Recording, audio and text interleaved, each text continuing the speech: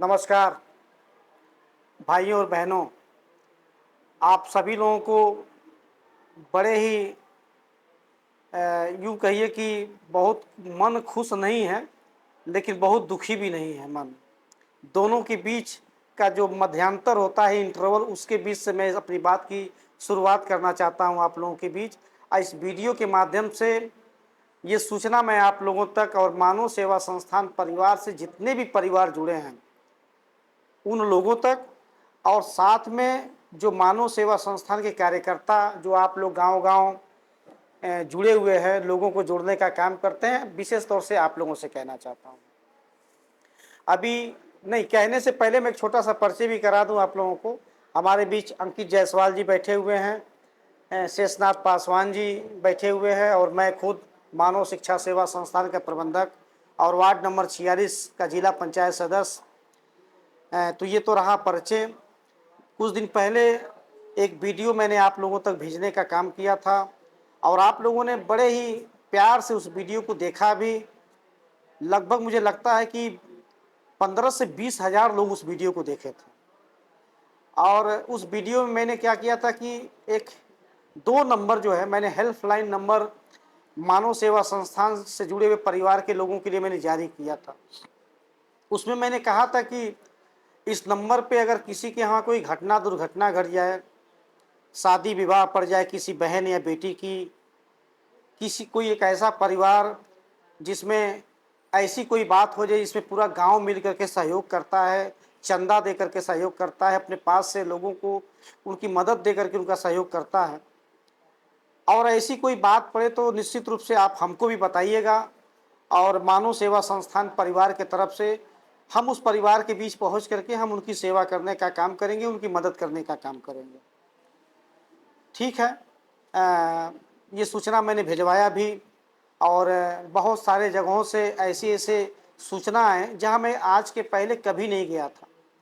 फिर मैं लगातार दौड़ता रहा, फिर मुझको लगा कि नहीं, हर जगह पहुँचना संभव तो है नहीं, तो फिर मैंने अपने बेटे को, जिसका नाम प्यार से लोग किट्टू बोलते हैं और शिखर गुप्ता उसको कहते हैं, उसको मैंने भेजने का काम किया। वो भी लोगों के घरों तक पहुंचा, शादी विवाह से लेके घटना दुर्घटना, ब्रह्मभोज से लेकर के तमाम सारी चीज़ों में पहुंचने का उसने काम किया। अभी भी पहुंच रहा है, चूँकि 16 तारीख को अभी जाना है मुझे। 16 तारीख को हम लोग शिरडी जाएंगे, 30 तारीख को लौट करके आएंगे। तो 16 से पहले जो समय बच रहा है उस बीच तो हमको लोगों की मदद के लिए ही दौड़ते रहना है। तो इस बीच अभी भी शिखर फील्ड में ही है, वो अपना लोगों तक पहुंचने का काम कर रहा है। उससे भी जब ओवर होने लगा तो मैंने प्रिया गुप्ता को भी लगा दिया, चलिए आप जाइए लोगों की मदद करिए। लेकिन इस मदद के सिलसिले में कुछ ऐसे भी फ़ोन मेरे पास आ रहे हैं जो शायद नहीं आना चाहिए। चलिए ठीक है, जनता है, लोगों का जुड़ाव है, लोगों का प्रेम है, तो उम्मीदें लगा लेते हैं, और अपनों से ही कोई उम्मीदें लगाता है। लेकिन अब उम्मीद आवश्यकता से अधिक कोई लगाएगा तो मैं कहाँ-कहाँ पहुँच पाऊँगा और कितनी मदद कर पाऊँगा, ये आप लोगों के भी सोचने का विषय है, और मेरे लिए तो है ही है। इस धरती पे एक से एक ऐसे लोग हैं ना कि अगर एक दिन का, अगर अपनी कमाई का पैसा वो खर्च कर दें, तो पूरे हिंदुस्तान में, पूरे भारत में 1 महीना लोगों का खर्च चल जाएगा। ऐसे-ऐसे लोग पड़े हुए हैं।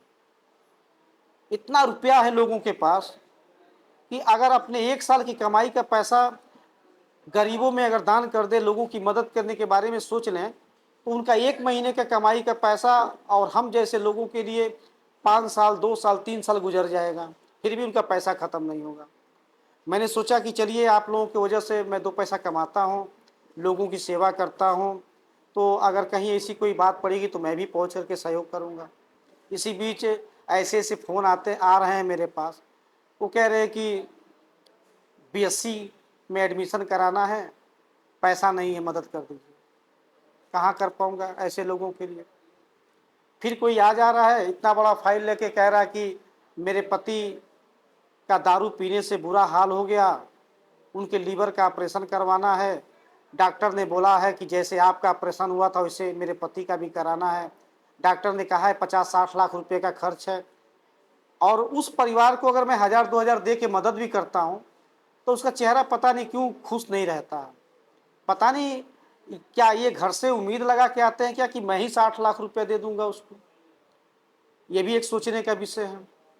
मैंने तो सिर्फ यही प्रयास किया था कि अगर एक गांव में किसी बहन बेटी की शादी पड़े, तो अक्सर होता है गांव में कि जब किसी बहन बेटी की यहाँ शादी पड़ती है तो पूरे गांव के लोग अपने घर से सहयोग करते हैं, चंदा लगाते हैं, तो उस बहन या बेटी की शादी हो पाती है।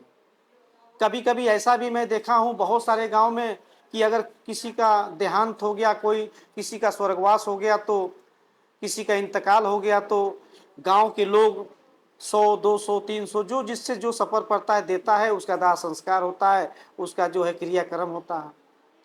अगर कोई ये सोचे कि मैं सबके घर पहुंच करके और जितना मदद हो सकता है उतना मैं कर दूं, किसी को वहाँ 1 लाख की ज़रूरत है, मैं 1 लाख कैसे पहुंचा पाऊंगा, किसी को वहाँ 10 लाख की ज़रूरत है, कैसे मैं पहुंचा पाऊंगा। मैं भी तो आप ही लोगों की तरह हूँ, आप ही से कमाता हूँ, आप ही लोगों के बीच में जीता हूँ, आप ही लोगों के बीच में मरने की भी इच्छा रखता हूँ, और आप ही जो कमाता हूँ ईमानदारी से लोगों के बीच जा करके सहयोग भी करने का काम करता हूँ। मैं मानव हूँ, मानव की सेवा का जो संस्थान मैंने बनाया है, तो उसी मानवता के आधार पर पहुँच करके मदद भी करता हूँ।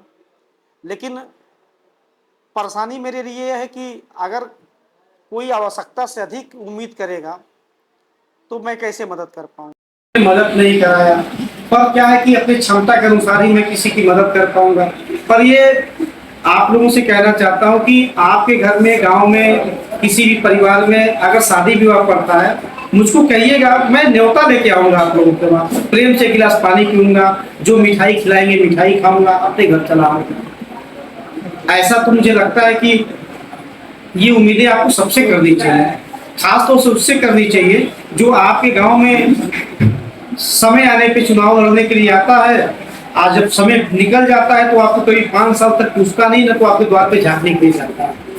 आपको इससे उससे सवाल करना चाहिए कि अगर मैंने आपको जिता करके भेजा है और मेरे परिवार में घटना दुर्घटना घटी, तो आप नेता हैं इस क्षेत्र के विधायक हैं, इस क्षेत्र के सांसद हैं, इस क्षेत्र के आप सम्मानित पद पे हैं, आप हमारे लिए क्या कर रहे हैं। ये सवाल आपको उन लोगों से करना चाहिए जिसके पास सरकार से पैसा आता है लोगों की मदद करने के लिए, उनके पास काम आता है मदद करने के लिए। मैं तो 18 जिला पंचायत सदस्य, जो नाम मात्रा की बस जिंदगी है, चलते रहिए और जिला पंचायत सदस्य का मुहर पीठ पे लगवाते रहिए, बस यही बचा है मेरे लिए। पर फिर भी मानव सेवा संस्थान परिवार से जुड़ा है। आपसे कहना चाहता हूँ कि केवल घटना दुर्घटना घट गया, जैसे मृतक हो गई, तो आप सेवा का अवसर दीजिए। मेरी टूटी फूटी जो भी व्यवस्था रहेगी मैं लेकर के पहुंचूंगा। किसी परिवार में शादी पड़ती है, आप उसमें मुझे बुलाइए, मैं उसमें भी पहुंच करके मदद करने का काम करूंगा। अब किसी को खांसी आ जाए तो मैं कैसे मदद कर पाऊंगा, हर किसी के घर में कोई बीमार पड़ जाए मैं कैसे मदद कर पाऊंगा, किसी के घर में कोई अस्पताल में भर्ती है जहां लाखों लाखों रुपए का खर्च मैं कैसे कर पाऊंगा। मैं अपनी क्षमता के अनुसार 200-400, 500, 1000, 2000 इतना ही मैं मदद कर पाऊंगा, इससे अधिक मैं और क्या कर पाऊंगा। हो सकता है कुछ लोगों को मेरी बात अच्छी ना लगे, हो सकता है आपको भी अच्छी ना लगे, हो सकता है कि आप मेरी बात को सुन करके खुश भी हो रहे हो कि हाँ कहीं ना कहीं मैं सही हूँ या सही बोल रहा हूँ। लेकिन मैं इतना ही कहना चाहता हूँ कि मेरी परेशानी को समझिए। मैं आपके साथ जीना चाहता हूँ, आपके साथ मरना चाहता हूँ और हमेशा आपके साथ रहूँगा। बस आप लोगों का आशीर्वाद और प्रेम इसी तरीके से बना रहे, और जो विश्वास आपने कायम किया है पिछले 20 सालों का, जो इतिहास आपने मेरे साथ जुड़ करके और मानव सेवा संस्थान परिवार से जुड़ करके जो आपने इतिहास कायम किया है, इस इतिहास को जीवन भर कायम रखिए। मैं हमेशा आप लोगों के बीच आता जाता रहूँगा। बाकी आप सभी लोग समझदार हैं, आप सभी लोग पढ़े लिखे हैं, सभी लोग समाज में चलते हैं, परिवार में बड़े हैं, बुजुर्ग हैं, माता हैं, पिता हैं, बहन है, तो आप लोग हर चीज को समझ सकते हैं। मैं आप लोगों के बीच हमेशा रहूंगा इन्हीं सारी बातों के साथ। इस 16 तारीख को मुझे जाना है साईं बाबा के दरबार शिरडी, वहां से लौट के आऊंगा। फिर आप सभी लोगों को जो जिनको आना रहेगा आइएगा। ढेर सारा आशीर्वाद, ढेर सारा दुआ मैं वहां से लेके आऊंगा आप लोगों के लिए। दिल से आप सभी लोगों को बहुत बहुत धन्यवाद।